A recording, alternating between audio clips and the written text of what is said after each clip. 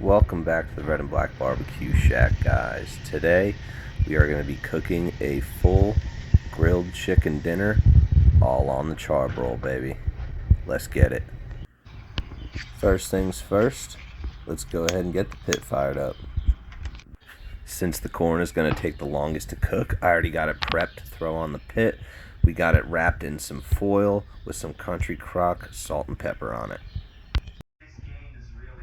I took some chicken breasts and butterflied them and threw them in this plastic bag with this bottle of Lawry's lemon pepper marinade and a good healthy squeezing of that Sweet Baby Ray's honey barbecue sauce. It has been marinating all day in the fridge.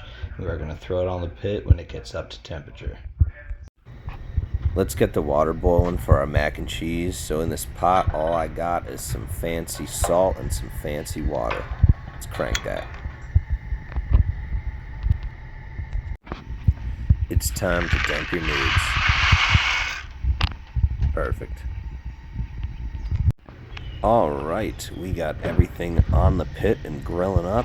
Gonna flip this chicken in about 5 minutes and we are chugging along.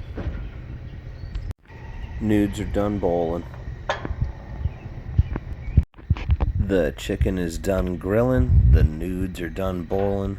This corn is about to get pulled off and we are ready to eat. Just in case y'all need help with that mac and cheese, they got these handy dandy directions right on the side of the box.